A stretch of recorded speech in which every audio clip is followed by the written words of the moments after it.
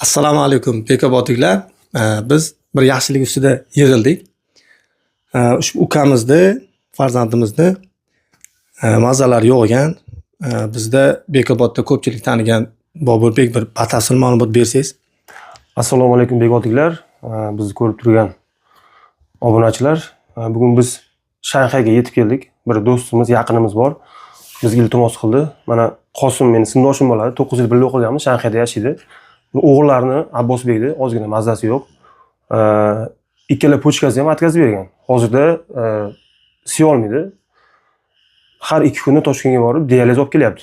Bolachani Turkiyaga olib borib, srochno operatsiya qilish kerak, pochkasini almashtirish kerak ekan. Operatsiyaga 25,000 AQSh dollari o'rtacha shunaqa rasxod bo'lar ekan. Hozirda bularda hozir ham rasxodlar juda ham ko'p. Ujur pullari tugagan, qarzlar olib bo'lgan. Hozir juda ham pul zarur bo'lyapti.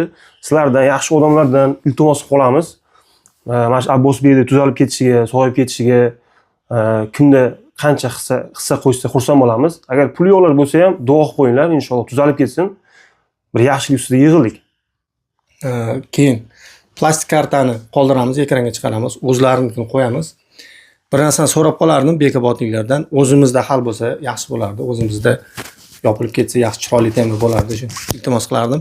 Keyin bu videoni bekobodliklar o'zingiz tasha oladigan bir yaqiningiz bo'lsa, отправка qilib qo'ying, kommentariyada bironta so'z yozib keting, ko'proq tarqalishiga sabab bo'ladi. Bekobod tezkor podpischiklarining nomidan mana o'tgan safar yiqqan pulimiz. Hammaga rahmat, kuzatishda davom etinglar, yaxshilikda davom etamiz. O'rtoqlar, yana ikki og'iz gap. Mana Qosim o'zi ham mana bir og'iz gapiradi. O'rtoq, mana ozgina bo'lsa ma'lumot bersang, shu kungacha qachon kasal bo'ldi Abbosbek? Mana shu kungacha nima ishlar qilindi bolachaga? 8 oy bo'ldi.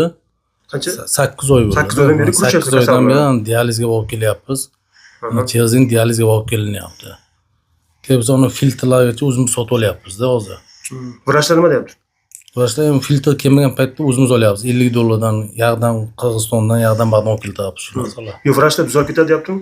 Piyasatga qayiladi deyapti vrachlar. Pochka qo'yish kerak. Pochka qo'yish. Kim pochka beradi? Yo ayolım yo menda. U tushadimikan pochkani? Tushadi deyapti. Ana qonni ko'rdi, qondan deydi. Endi ana pulni tekshirish ananda Turkiyada bo'ladi deyapti. Turkiyada bo'ladi. Ha, pulni buni analiz qiladi. Kimga tushadi keyin shu. Kimga qanday tushadi, o'shani analiz qiladi deyapti. Значит, xudo xolasa o'sha 25,000 AQSh dollar pul yig'ilsa, Turkiyaga borilsa inshaalloh bola tuzalib ketadi. Ha, xudo xolasa inshaalloh. O'rtoqlar, yana iltimos qilamiz. Kimda qancha bo'lsa ehson qilinglar. Shu Bekoboddan yig'ilsin, xudo xolasa pul.